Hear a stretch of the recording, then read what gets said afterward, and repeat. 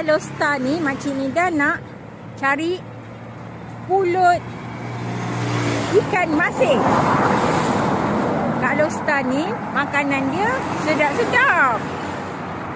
Salah satunya hari ni Cik Nida teringin nak makan pulut ikan masin. Jom tengok kot-kot ada lagi. Sampai kedai pulut ikan masin. Pulut ikan masin rupanya. Satu berapa pulut ikan masin ni? RM3. Wah, murahnya. Ni yang lain-lain ni? Yang ni RM2.5, yang ni RM3. Oh, ini kuih serabai tu. Pek-ngah. Pek-ngah. Oh, tepek-tepek. Lempek. Tepek-tepek dalam belanga tu. Semua ada, semua ada. Tapi ini dah tengah hari Makcik Nida datang. Tapi apa yang Cik Nida nak tu adalah hajat tu tercapai. Hari ni Makcik Nida tak berseorangan diri tau makan minum ni. Cik Nida ditemankan dengan kawan-kawan ni. Kita buat pusingan ni lah. Orang kedai ni peramah-peramah. Kan Makcik Nida kata, datanglah Losta Kedah.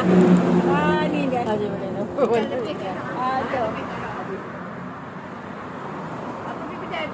Nak promote diri awak, promote dah.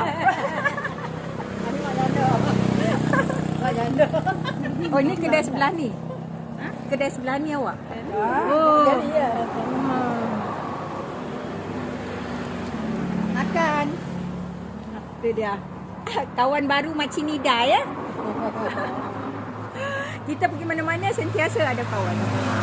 Yang tadi beli-beli nak makan kat rumah. Lepas tu tak sabar rasanya. Rasa nak makan sangat. Kebetulan dia pun ada jual air. Jual anyak.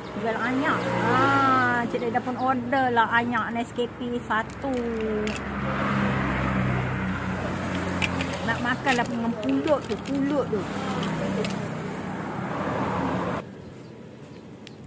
Pulut ikan masin awak. Ikan masin ni bapak besar-besar bas. Boleh kita simpan makan nasi pula dengan nasi. Makan ikan masinnya. Besar. Murah RM1 je. Pulut, nyok, ikan masin. Kita mula-mula kita ambil ni. Kita makan, kita cicah nyok. Kita ambil ikan masin tadi ni. Kita makan sikit-sikit ikan masin tu.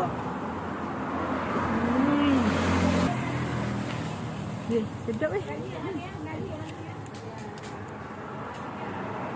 sedapnya, nikmatnya, menyelerikan pulut ikan masin.